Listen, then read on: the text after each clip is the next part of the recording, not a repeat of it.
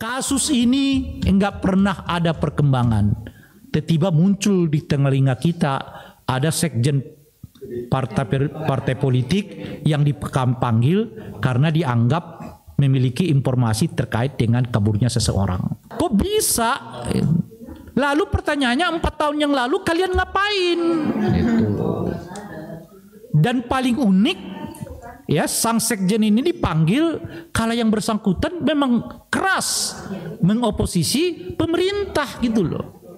Jadi susah untuk tidak dikaitkan antara, ya kan, dorongan politik dalam kerangka pemanggilan yang bersangkutan terhadap KPK gitu. Sulit untuk dibantah. Bahkan saya mengatakan begini, kalau dalam 4 tahun ini komisioner KPK mengetahui siapa yang menyimpan, ya, informasi terkait dengan pelarian saudara HM, itu artinya komisionernya itu harus diperiksa oleh Dewan Pengawas KPK.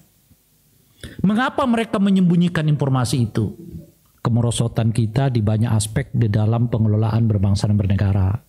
Saya kira di luar pembangunan fisik, kalau konteksnya dengan pembangunan non fisik, ya, ataupun perhelatan non fisik itu, yang meningkat kelas itu saya kira cuma dinasti politik, ya.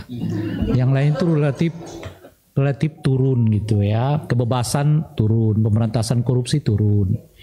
Kemudian pengelolaan berbangsa dan bernegara turun, kebebasan berpendapat turun, ya. Tapi nepotisme naik kelas, ya, dari kabupaten-kabupaten, provinsi, sekarang jadi di wakil presiden, ya. Gitu, itu naik kelas gitu. Kelihatan itu yang menonjol gitu. Penegakan hukum carut marut, ya, seperti kita ketahui gitu. Dan banyak juga institusi-institusi hasil reformasi itu juga mengalami pemerosotan gitu. Nah, ada Mahkamah Konstitusi dengan kontroversial yang sudah kita lihat kembali gitu, ya, yang dengan putusan yang melegalisasi seseorang yang berada di bawah usia 40 tahun asal pernah menjabat di jabatan eksekutif daerah begitu, ya, boleh dicalonkan sebagai calon wakil presiden atau calon presiden yang itu ternyata memuluskan saudara Gibran untuk maju sebagai calon presiden. Jadi putusan itu sangat kontroversial yang saya kira nggak terlalu eksekutorial, ya, terhadap bangsa dan negara kita. Kalau orang menyebut itu sangat penting bagi munculnya generasi muda, ya generasi muda seperti tipenya Gibran itu, yang bapaknya hebat dulu baru dia bisa muncul gitu, ya. Yang kedua nggak perlu kerja keras, yang penting bapaknya yang kerja keras gitu loh. Nah, tipe pemimpin yang kayak begitu yang bisa menikmati hasilnya ini gitu. Tapi kalau pemimpin yang berusaha dari kecil di macam-macam, nggak ada gantungan di atas, ya kan, nggak ada yang dia bisa tonjolkan juga di atas, saya kira akan sulit mendapatkan berkah dari putusan Mahkamah Konstitusi itu gitu, ya. Nah, itu selesai. Tiba-tiba Mahkamah Agung mengeluarkan putusan yang kurang lebih sama dengan putusan Mahkamah Konstitusi, yaitu soal batas usia perhitungan terhadap calon kepala daerah yang sejatinya minimal berusia 30 tahun, ditetapkan sejak yang bersangkutan mendaftarkan diri, ditetapkan sebagai peserta pilkada, sekarang dihitung sejak pelantikan. Dan saya kira di semua institusi negara yang menggunakan perhitungan perhitungan usia sebagai batas minimal, itu hanya di calon kepala daerah ini yang menggunakan penetapan hasil gitu. Yang lainnya itu ya di penetapan pencalonan. Mau jadi hakim agung usia minimal 45 tahun ditetapkan ketika ia ditetapkan sebagai calon. Hakim konstitusi juga begitu. KPU juga begitu. Bawaslu juga begitu. DKPP juga begitu. KPK juga memiliki batas usia minimal dihitung sejak yang bersangkutan ditetapkan sebagai calon, bukan sebagai orang itu setelah dilantik gitu. Jadi satu-satunya di Republik ini yang batas usianya dihitung sejak dilantik itu hanya di kepala daerah gitu. Nah, satu-satunya tuh. Yang lainnya dihitung sejak yang bersangkutan ditetapkan sebagai calon. Nah, itu unik sekali putusan MA itu, sebab bahkan menurut saya putusan MA itu bertentangan dengan undang-undang pokoknya. Kenapa? Karena di undang-undang pokoknya itu syarat calon pendaftaran, syarat pendaftaran calon kepala daerah, satu, bertakwa kepada Tuhan Yang Maha Esa, kedua, itu warga negara Indonesia, yang ketiga atau yang keempat berusia minimal 30 tahun. Syarat calon, bukan itu syarat calon. Bukan, itu syarat calon. Calon kan belum dilantik. Iya. Belum dipilih juga. Jadi nggak disebutkan di teks undang-undang itu syarat jadi pejabat negara yang menduduki posisi kepala daerah berusia minimal 30 tahun. Berarti dihitungnya nanti setelah dilantik. Tapi di undang-undang itu disebutkan syarat calon. Nah, itu loh Pak. Syarat calon kepala daerah, bukan syarat menjadi kepala daerah. Beda nggak? Kelihatan beda nggak? Syarat menjadi kepala daerah itu dihitung nanti sejak penetapan hasil atau sejak pelantikan, itu betul. Tapi kalau syarat calon, ya tentu ditetapkan sejak orang itu dinyatakan sebagai calon, gitu loh kira-kira. Kelihatan ya bedanya ya. Tapi Mahkamah Agung membuat keputusan yang aneh itu, yang menurut saya justru bertentangan dengan putusan pokoknya. Karena undang-undang pokoknya itu disebutkan syarat calon kepala daerah, bukan syarat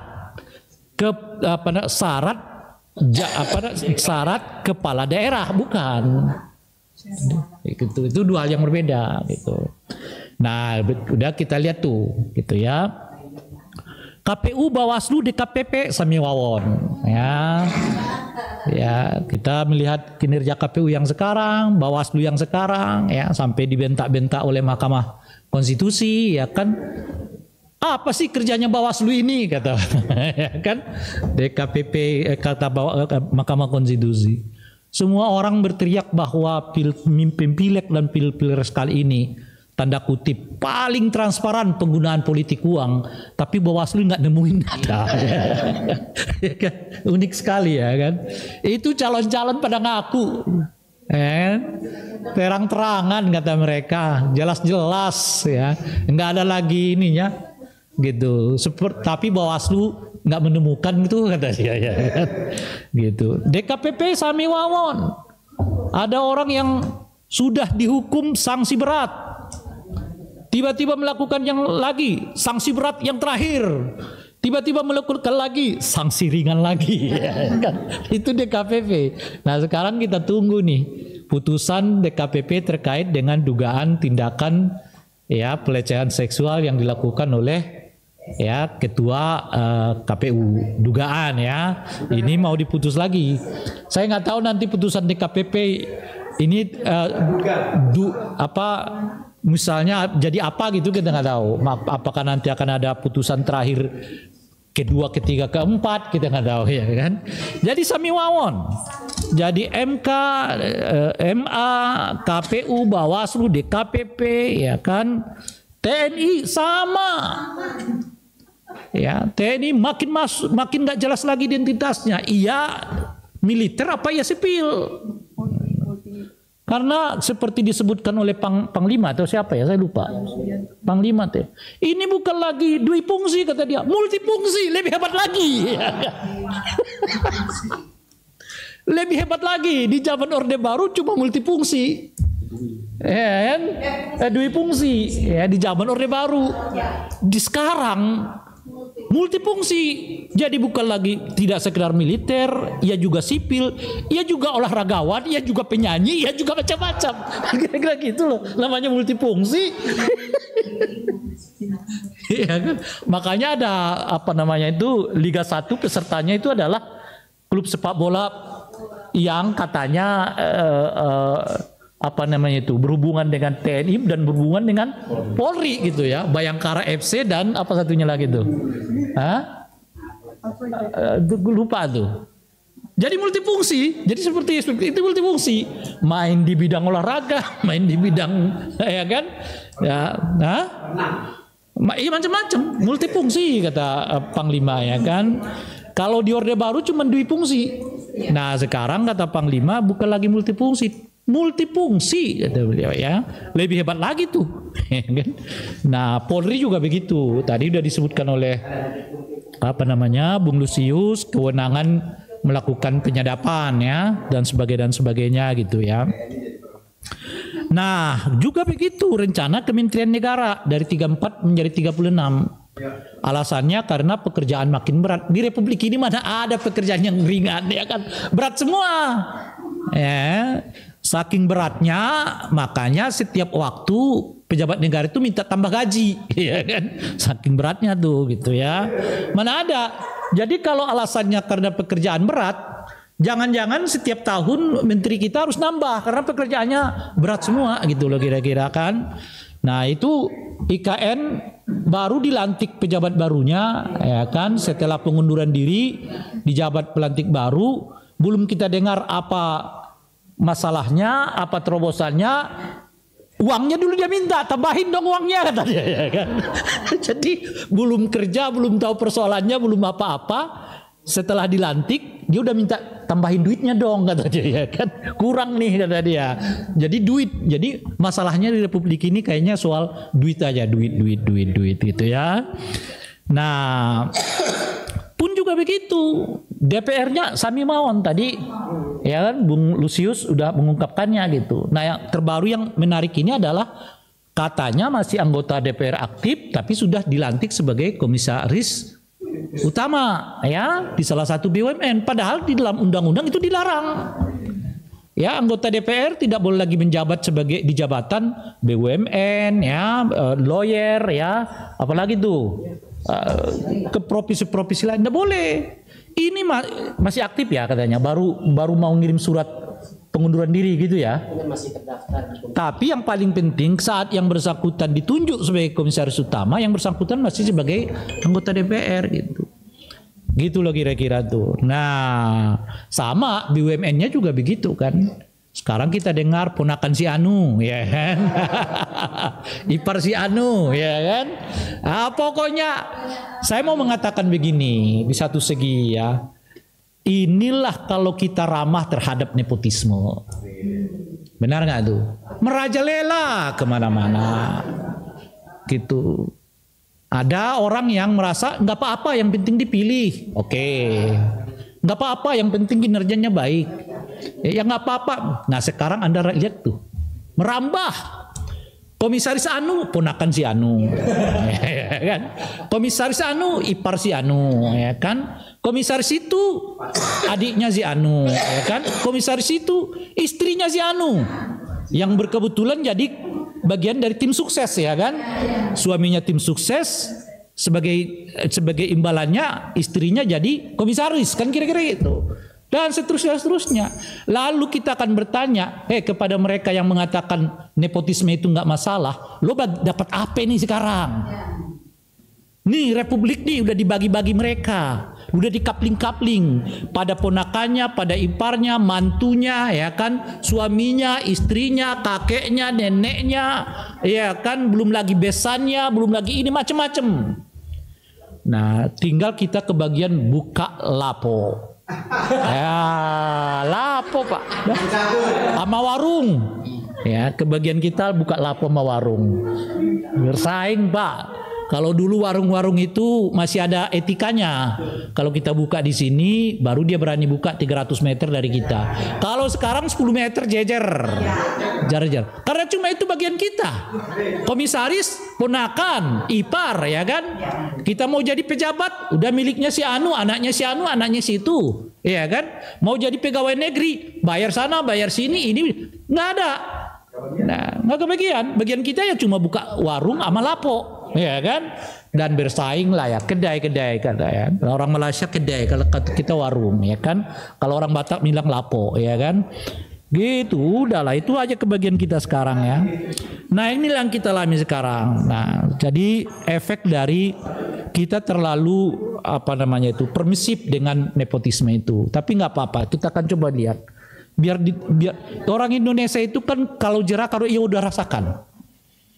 Nggak pernah dia mengatakan itu belum terjadi ngapain kita omongin gitu loh kira-kira itu kan. Nah kalau baru dia alami baru sesek.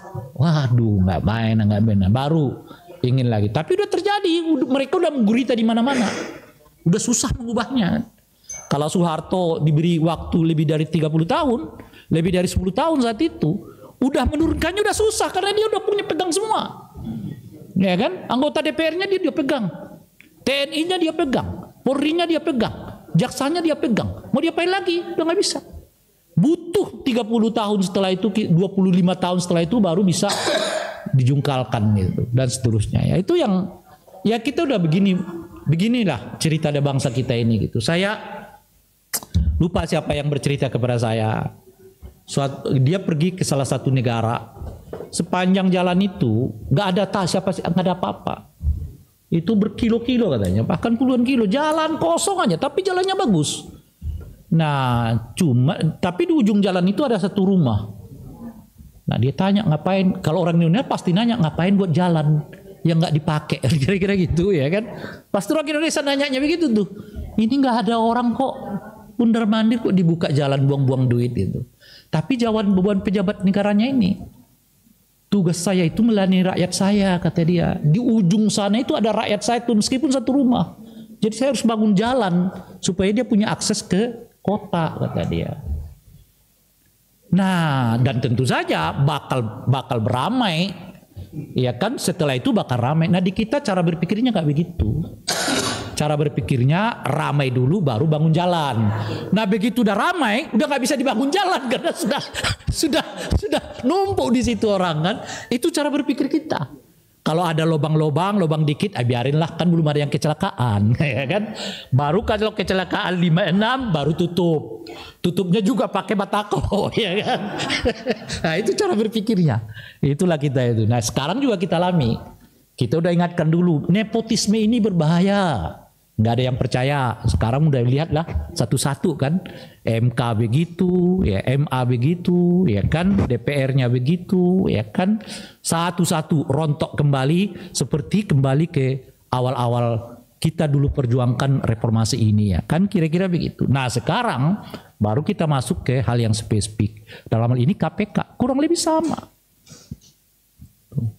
KPK ini paling teringganis kan karena memang sudah tanda kutip dihajar ya sejak 2 tahun 3 tahun yang lalu gitu. Dengan sangat sistematis ya mengajarnya.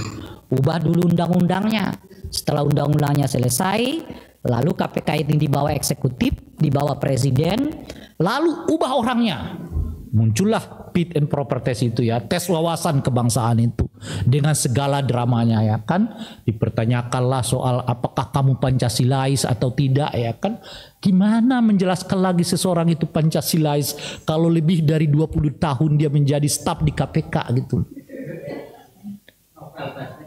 Butuh penjelasan gimana lagi bahwa seseorang itu seorang nasionalis, seorang Pancasilais, 20 tahun lebih dia mengabdi untuk memberantas korupsi yang kita anggap sebagai musuh utama bangsa ini tidak adalah korupsi gitu loh Pak.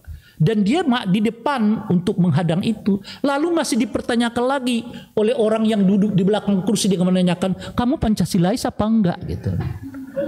Masuk akal kita gitu ya. Padahal dia cuma duduk-duduk di belakang meja. Orang ini udah kehilangan mata, kehilangan ini, kehilangan itu. Ya kan? Masih aja ditanyai, kamu ini Pancasilais apa enggak ya kan? Nggak masuk akal kita. Nah muncullah drama ya, drama yang lalu membuat saya sadar bahwa ada kultur di dalam diri RI 1 yang ternyata berbeda dari apa kita pahami selama ini gitu loh. Apa kultur itu? Kalau beliau mengatakan A, itu berarti boleh jadi maksudnya B dan C gitu loh kira-kira. Bukan berarti A gitu loh kira-kira tuh. Kalau dia mengatakan B, boleh jadi maksudnya itu A ataupun C gitu. Kalau dia mengatakan saya menolak revisi undang-undang KPK, Itu artinya memang beliau diam-diam merestuinya. Jalan terus tuh. Jangan judi berarti boleh judi boleh. Nggak tahu saya gitu. Saya mau belajar dari pengalaman yang sudah ada. Jalan terus. Padahal saat itu seenteng banget. Dia nggak keluarkan surprise aja selesai kok. Nggak mungkin dibahas. Dia nggak keluarkan surprise selesai, nggak mungkin dibahas. Gimana DPR membahasnya? Syarat pembahasannya harus melalui persetujuan presiden kan? Gitu. Tapi kan buktinya dia keluarkan surprise juga. Gitu. Tes wawasan kebangsaan juga begitu. Jangan pidato lah beliau, jangan pakai hasil tes wawasan kebangsaan itu. Dikocok ulang, hasilnya kurang lebih sama. Main lagi drama, ujung-ujungnya dia tanda tangan juga ya kan. Di situ kita baru tahu, oh rupanya ada tipe orang juga yang kalau ngomong A berarti mungkin maksudnya B dan C, kira-kira gitu loh Pak. Dan itulah yang kita lihat terakhir-terakhir ini. Anak saya masih muda, ya kan? Gimana mau maju? Tiba-tiba sebagai orang tua ya kita cukup mendoakan, ya kan? Kemarin, ya kan, Pak Zulhas mengatakan Kaisang tidak direstui Pak Jokowi maju di pilkada ya Jakarta. Nah, Kaisang mengatakan itu kan ceritanya Pak Zulhas, artinya beda ya kan. Saya ditanya orang, mana yang bisa dipercaya? Dua-duanya bisa dipercaya, saya bilang. Ya kan? Kenapa? Karena boleh jadi beliau ngomong ke Pak Zulhas begitu, tapi ke Kaisang lain lagi juga ngomongnya, kan bisa juga begitu. Jadi dua-duanya benar. Ujung-ujungnya ditanya oleh orang lain, ditanya lagi oleh wartawan, Pak Kaisang boleh maju apa enggak sih? Tanyakan aja ke Kaisang, kata dia, ya kan. Berarti cerita Kaisang yang benar, ya kan. Bahwa Kaisang punya cerita berbeda dengan Zulhas, alias boleh maju di pilkada Jakarta. Ini ada tipe orang yang begini. Ada juga tipe orang yang begini. Makanya kemarin tuh ditanyain oleh kawan-kawan wartawan. Tadi juga Bung Ari mengatakan, mengapa PDI Perjuangan belum mengatakan dengan tegas bahwa mereka berada di barisan oposisi? Saya mau mengatakan begini. Yang bertanya itu mau Anda tegasnya gimana? Ibu Mega udah instruksi 1. Tolak revisi undang-undang MK. Tolak revisi undang-undang Kementerian Negara. Tolak revisi undang-undang penyiaran. Semuanya itu didorong oleh presiden. Kalau 3 undang-undang itu setidaknya diminta oleh Ibu Mega ditolak, itu artinya Ibu Mega mengatakan saya mengoposisi gitu loh. Nah cuma karena 9 tahun ini kita terbiasa melihat presiden yang kalau ngomong A belum tentu A tapi B gitu loh ya. Jadi kita melihat politisi ini semua wataknya begitu. Harus ngomong dulu, saya oposisi. Nah, baru kita menganggap bahwa dia akan mengoposisi. Saya sih mengatakan nggak perlu ngomong begitu. Lugas-lugas begitu. Karena ada presiden yang ngomong lugas begitu, justru bertindak berbeda gitu loh kira-kira. Nah, jadi udah tegas. Posisi PDIP itu di oposisi. Nggak perlu dinyatakan dengan tegas. Karena kata-kata tegas itu kenyataannya juga berbeda dengan apa yang dia sampaikan gitu loh. Nah ini salah satunya. Kultur kita juga berbeda. Apa kultur itu? Kultur nggak bisa percaya pada omongan politisi. Ya dibangun sendiri oleh mereka kan. Hari ini kita mengatakan anak saya belum cukup umur. Besoknya dia mengatakan ya sebagai orang tua kita tinggal mendoakan. Ya kan? Kayak si A dia mengatakan anak saya jangan maju dia di Jakarta. Ke yang lain dia ngomong yang berbeda. Ditanya ke dia sendiri, tanyakan dong kepada orang yang mau maju, kata dia lagi. Lalu memang susah dipegang gitu loh. Apa implikasinya kepada masyarakat kita? Masyarakat kita nggak percaya pada omongan politisi. Padahal menurut saya tingkat pertama dari hubungan antara pemilih dengan politisi itu ada di lisannya. Bukan ada di uangnya, bukan di lisannya. Itu tingkat pertama hubungan antara politisi dengan apa masyarakat. Sejauh apa masyarakat percaya pada omonganmu gitu loh. Nah muncullah apa yang disebut sekarang ini, apa istilah di Jawanya itu hari ini. Besok tempe sore dele. Oh besok tempe sore. Pagi tempe sore dele. Pagi dele sore tempe. Ya kayak gitu. Kayak Kayak gitu. pagi dele, Gitu. sore tempe. Ini yang kalau saya jujur Malam ya, kacem. bapak-bapak sekalian, ini kultur yang harus kita lawan. Nggak bisa. Jadi pejabat negara itu begitu ia mengatakan A, ya, dia tidak mudah mencabut itu, gitu. Makanya saya menolak istilah sekarang namanya rekonsiliasi lah, silaturahmi lah, ya kan. Ujung-ujungnya kita tahu mereka bicara soal gue dapat apa nih, tapi pakai kata-kata yang sakral di kita kan, namanya rekonsiliasi, namanya silaturahmi, tapi yang mereka bicarakan adalah gue kebagian apa enggak ya, kalau nggak kebagian gue balik badan kata dia, ya kan, dan seterusnya. Ini kultur yang menurut saya nggak boleh dikembang suburkan di dalam kultur politik kita. Politisi itu ya kalau dia ngomong hari ini itu sikap politiknya begitu, dan hanya waktu yang panjang yang bisa mengubah itu. Karena ada yang kemarin kita angket, udah nggak jelas lagi cerita angket sekarang ya, seperti apa ya? Angketnya ternyata ngangkut, ternyata nyangkutnya di mana saya nggak tahu gitu ya kira-kira, dan seterusnya. Inilah yang terjadi kepada KPK. Makanya sejak dari awal kita mengingatkan revisi ini hanya membuat KPK berada di bawah kontrol politik, dan hari ini terjadi. Masuk akal nggak kepada kita? Setelah hampir berapa tahun itu ya? Lebih dari 6 tahun sudah. 2019. Iya, mau 2019 berarti 5 tahun. Hampir menjelang 5 tahun kan. Kasus ini enggak pernah ada perkembangan. Tiba-tiba muncul di telinga kita ada sekjen partai politik yang dipanggil karena dianggap memiliki informasi terkait dengan kaburnya seseorang.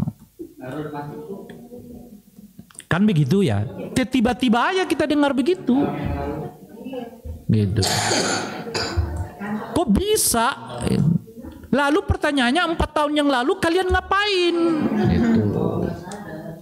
Dan paling unik ya, sang sekjen ini dipanggil kala yang bersangkutan memang keras mengoposisi pemerintah gitu loh. Jadi susah untuk tidak dikaitkan antara ya kan dorongan politik dalam kerangka pemanggilan yang bersangkutan terhadap KPK gitu. Sulit untuk dibantah. Lah 4 tahun terakhir ini kalian di mana? Itu satu. Bahkan saya mengatakan begini. Kalau dalam 4 tahun ini komisioner KPK mengetahui siapa yang menyimpan ya informasi terkait dengan pelarian saudara HM, itu artinya komisionernya itu harus diperiksa oleh Dewan Pengawas KPK. Mengapa mereka menyembunyikan informasi itu? Sehingga bertahun-tahun baru kemudian ya kan diproses kembali gitu. Kenapa mereka nggak panggil dahulu? Karena mereka tahu kalau yang bersangkutan punya informasi yang berhubungan dengan pelarian saudara HM. Berarti komisionernya harus dipanggil Dewas. Kenapa kalian simpan? Kenapa baru sekarang? Ya kan? Kami baru dapat informasinya sekarang ini, kan menurut saya itu omong kosong gitu loh. Baru dapat informasinya, bagi saya itu terlalu omong kosong itu. Sulit dipercaya baru bahwa informasi itu baru mereka terima sekarang. Satu. Nah yang kedua, proses mereka juga memintai keterangan yang bersangkutan. Menurut saya sangat tidak patut. Istilah saya itu seperti melecehkan orang. Karena undangan yang diberikan kepada saudara Hasto itu undangan untuk menggali informasi terkait dengan ya persembunyian salah satu pelarian atau orang yang sedang dicari oleh KPK yang bernama HM. Tapi begitu sampai di KPK diperlakukan seperti pesakitan. Jadi itu nggak patut. Itu mestinya KPK berterima kasih karena orang yang bersangkutan dipanggil datang memberikan informasi. Kecuali mereka menganggap bahwa mereka sudah pada masuk ke tahap penyidikan. bahwa yang bersangkutan dianggap punya keterlibatan. Itu beda cerita. Tetapi yang saya dengar di undangan itu adalah memeriksa yang bersangkutan dalam kerangka mencari informasi terkait dengan keberadaan seseorang yang tengah dilacak ataupun dicari oleh KPK. Datanglah orang itu yang bersangkutan, niat baik dia kan untuk memberi informasi. Tiba di sana handphone diambil, ya kan, dibiarkan 4 jam begitu saja, ya, dan seterusnya gitu. Nah, oleh karena itu ya saya meminta supaya dilaporkan ini orang-orang ke Dewan Pengawas. Tapi ini menunjukkan kepada kita bahwa begitu politik ini masuk ke ranah KPK, ya kan, mereka juga bisa mengabaikan SOP yang berlaku di internal KPK. Apa akibatnya? Akibatnya seperti yang saya sebutkan, image KPK-nya sudah buruk. Sekarang kalau dilihat di survei, sekarang saya kira nomor 5, nomor 4 ya sekarang tuh. Padahal dulu 12. Jadi peringkat kepuasan orang udah di peringkat kelima terhadap KPK. Belum lagi kasus pimpinan di KPK yang sampai sekarang belum jalan-jalan. Kemana itu kasus kita nggak tahu. Belum jalan-jalan kan sampai sekarang. Nah, perlakuan yang seperti ini membuat ya penghormatan orang terhadap KPK makin menurun. Nah, orang kok bisa diperlakukan seperti cara yang ya tidak tepat gitu. Kecuali Anda mengatakan kami sedang melakukan proses penyidikan, artinya pro justisia. Ya, Anda sedang melakukan penegakan hukum kepada yang bersangkutan. Oleh karena itu ya boleh menyita handphonenya kan dan seterusnya. Tapi kalau nggak ada itu, Anda hanya mau bermaksud meminta informasi, ya itu artinya bukan pro justisia. Orang itu harus diperlakukan sebagaimana layaknya tamu. Nggak boleh handphonenya disita, ya kan, atas perintah apapun gitu, kecuali itu SOP-nya. Kalau setiap orang yang bertamu di KPK meninggalkan handphone ya boleh gitu. Tapi kan handphone yang bersangkutan, ini handphone staf, apa hubungannya? Gitu. Itu ininya gitu. Ini menunjukkan, itu artinya apa gitu? Artinya itu yang saya sebutkan di dalam salah satu podcast. Ngapain lagi sih sibuk-sibuk pakai pansel segala, saya bilang. Panitia seleksi segala. Udahlah, kalau desain KPK-nya kayak begini, serahkan aja ke presiden, dia mau milih siapa. Nah, ini semuanya di bawah dia kok. Nanti presidennya kalau udah ketemu orangnya, ya kan, ini gitu. Misalnya 5 orang komisionernya udah ketemu. Dia kan masyarakat misalnya kritik, lo kok dia, dia akan mengatakan pansel kok yang mengambil, bukan saya, kata dia kan. Ngeles. Jadinya begitu. Jadi yang bersangkutan punya alasan untuk kemudian cari alasan untuk ya saya akan masuk untuk berbicara yang lain gitu. Nah, kawan-kawan sekalian, karena ada kita ini kan lagi-lagi panggilan ya. Sudah ada panggilan yang lain, saya selesaikan di sini. Mohon maaf. Masih banyak sih sebetulnya gitu. Saya lanjutkan. Nanti akan dilanjutkan oleh Bung Ari. Terima kasih. Assalamualaikum warahmatullahi wabarakatuh.